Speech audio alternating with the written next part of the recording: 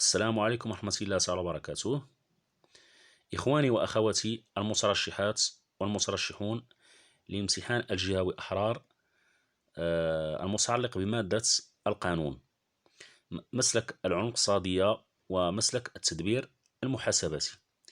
إذا في هذا الفيديو الأخير إن شاء الله الذي يخص مادة القانون غادي نكملوا التصحيح بطبيعة الحال، لكن قبل الشروع في التصحيح أناشدكم بتفعيل اشتراككم، جزاكم الله عنا كل خير. إذا توقفنا عند السؤال السادس. السؤال السادس يسأل عن لانديمنيتي، يعني التعويض اللي غتستافد منه مدام نزهة الراوي à l'occasion de son accouchement. إذا l'indemnité à laquelle peut prétendre madame Nzha Raoui à l'occasion de son accouchement s'appelle les indemnités journalières، يعني التعويضات طبيعة الحال اليومية.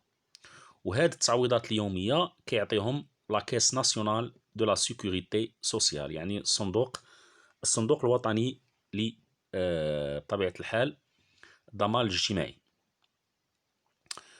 دونك السؤال السابع كيسولنا على الشروط التي يجب أن تتوفر في الأجيرة، يعني لا سالاريي مدام نزهة الراوي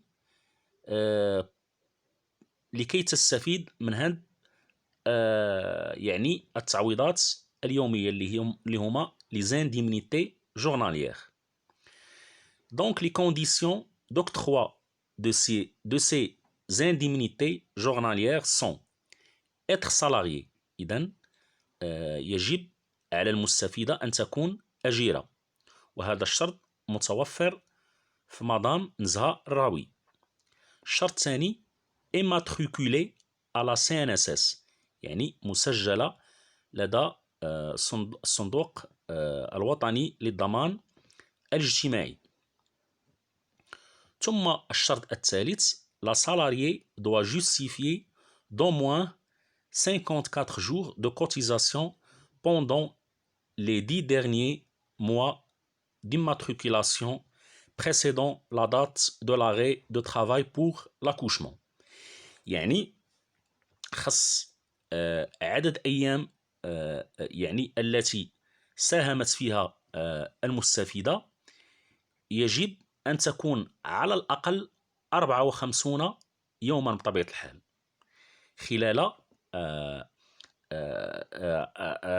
خلال الأشهر العشرة بطبيعة الحال التي يعني تسبق تاريخ توقف المستفيدة عن العمل. Et en 2018 Madame Nzha a 130 jours، عندها 130 jours de cotisation. Donc Madame Raoui respecte ces conditions. إذن Madame Raoui تتوفر فيها جميع الشروط التي ذكرنا، وبالتالي ستستفيد من هذه التعويضات. Donc elle sera bénéficiaire de cette indemnité. إذن السؤال الثامن يسألنا هل طلب يعني la demande de reprise du travail adressé à Madame Raoui واش قانوني؟ يعني هذاك لا دوموند اللي ارسلو مدير الموارد البشرية هل هو قانوني؟ إذا الجواب la demande de reprise du travail adressé à Madame Raoui n'est pas légale. إذا غير قانوني. علاش؟ car elle a reçu la notification de la reprise du travail dans une période dans laquelle elle devrait encore bénéficier de son congé de maternité. يعني علاش ماشي قانوني؟ لحقاش الفترة فاش جاها الإشعار هي فترة باقي عندها الحق أنها تستافد من الكونجي دو ماتيرنيتي، حيث الكونجي دو ماتيرنيتي فيه 14 جور، يعني 7 جور قبل تاريخ وضع الحمل، و بطبيعة الحال 7 جوغ، يعني 7 أيام أخرى بعد تاريخ الوضع الحمل بطبيعة الحال. cette période إذا كما قلت est de 7 semaines après la date d'accouchement en vertu de l'article 153 des codes du travail بطبيعة الحال. et Madame Raoui a été notifiée، إذا Madame Raoui أخبرت لكي تستأنف عملها de reprendre son travail le 15/6/2018 soit 3 semaines après son accouchement. إذا كما ذكرت، إذا تاريخ إخبارها هو داخل فترة، يعني الفترة اللي مازال هي غتستافد من الكونجي. إذا هذا علاش يعني هذاك لا دوموند ني با ليغال. تاسعا في السؤال التاسع، إذا هذا السؤال يتمحور حول هذاك لا دوموند دو برولونجمون دو كونجي، إذا تمديد الكونجي دو ماتيرنيتي من طرف مدام راوي، واش إلي ليغال أو نون. دونك لا دوموند دو برولونجمون دو كونجي دو ماتيرنيتي باغ مدام راوي est légale، إذا فهو قانوني. car cette demande est attestée par un certificat médical. إذا هذيك لا دوموند إذا مدعومة بطبيعة الحال بشهادة طبية. et selon l'article 154، إذا حسب البند 154 ديال قانون الشغل elle doit en bénéficier، إذا خصها تستافد بطبيعة الحال. إذا السؤال العاشر بطبيعة الحال كيسولنا واش لو ليسونسيومون دو مدام راوي نزهة واش إلي أبوزيف، يعني هل هناك تعسف في تسريح مدام الراوي. إذا الجواب لو ليسونسيومون دو مدام راوي نزهة est abusif car l'employeur يعني المشغل n'a pas respecté les articles en vigueur. إذا لم يحترم بطبيعة الحال المشغل البنود الجاري بها العمل، notamment البنود 152 153 و 154. Et on relève que la notification de la reprise du travail n'a pas respecté les délais prescrits. وكذلك هذاك الإخبار يعني استئناف العمل من طرف مدير الموارد البشرية لم يكن في الآجال، يعني يعني في الآجال يعني المعروفة والمتفق عليها طبق القوانين.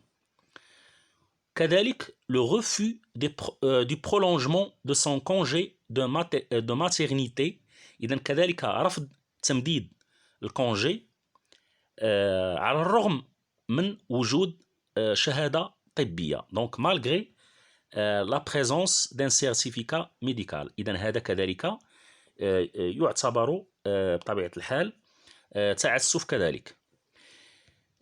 qui prouve son incapacité à reprendre son travail. ثم كذلك la considération de son refus à reprendre le travail comme faute grave. وكذلك بأن المشغل اعتبر رفض مدام الراوي لاستئناف عملها كخطأ جسيم، وبالتالي هاد لا كونسيديراسيون، يعني هاد الاعتبار اللي دار في هذه الحالة فهو كذلك تعسف في حقها. À cela s'ajoute son licenciement sans bénéficier de ses droits. وهذا الشيء كامل اللي ذكرنا كيتزاد عليه بطبيعة الحال أنها يعني تم تسريحها دون الاستفادة من حقوقها بطبيعة الحال كالتعويضات، يعني ليزانديمنيتي.